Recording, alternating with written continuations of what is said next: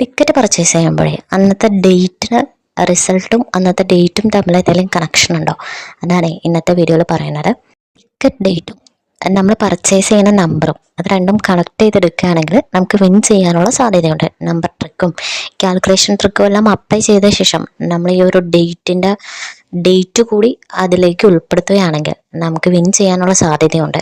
നിങ്ങൾ ഷോപ്പിൽ ചെന്ന് ടിക്കറ്റ് പർച്ചേസ് ചെയ്യുമ്പോഴേ അന്നത്തെ ടിക്കറ്റ് ഡേറ്റിലുള്ള ടിക്കറ്റ് കാണുകയാണെങ്കിൽ നിങ്ങൾക്ക് എടുക്കാവുന്നതാണ്. ലാസ്റ്റ് ഡിജിറ്റ് അന്നത്തെ ഡേറ്റ് ആണെങ്കിൽ അത് വിൻ ചെയ്യാനുള്ള സാധ്യതയുണ്ട്.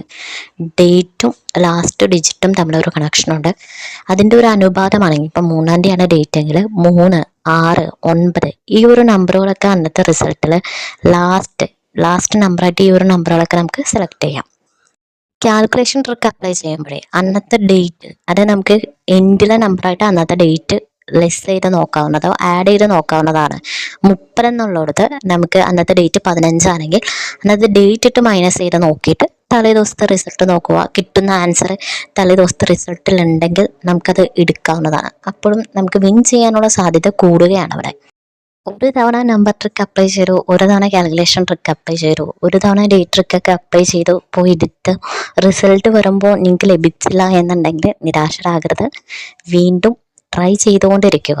ഡേറ്റ് ട്രിക്കാണെങ്കിലും നമ്പർ ട്രിക്കാണെങ്കിലും കാൽക്കുലേഷൻ ട്രിക്കാണെങ്കിലും ട്രൈ ചെയ്തുകൊണ്ടിരിക്കുകയാണെങ്കിൽ നിങ്ങൾക്ക് തീർച്ചയായിട്ടും പ്രൈസ് വിൻ ചെയ്യാം. ഒരു ഐഡിയയും ഇല്ലാതെ നമ്മൾ പോയി ചുമ്മാ 40 രൂപ കൊടുത്ത് ഒരു ടിക്കറ്റ് പർച്ചേസ് ചെയ്യുന്നതിലും ഏറ്റവും നല്ലൊരു മാർഗ്ഗമാണ് നമ്മൾ ഈ ഡേറ്റ് ട്രിക്കോ നമ്പർ ട്രിക്കോ കാൽക്കുലേഷൻ ട്രിക്കോ ഒക്കെ അപ്ലൈ ചെയ്തിട്ട് മുന്നിലിരിക്കുന്ന ടിക്കറ്റുകൾ പർച്ചേസ് ചെയ്യുന്നത്.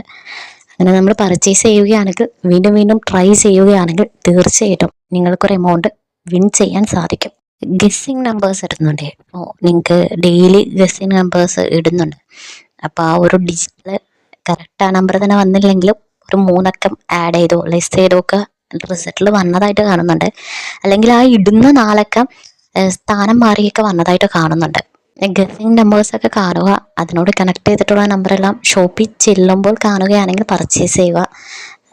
ഭാഗ്യത്തോടൊപ്പം നമുക്ക് ഈ നമ്പേഴ്സും കൂടി ഉൾപ്പെടുത്തുമ്പോൾ തീർച്ചയായിട്ടും പ്രൈസ് വിൻ ചെയ്യാൻ സാധ്യതയുണ്ട്.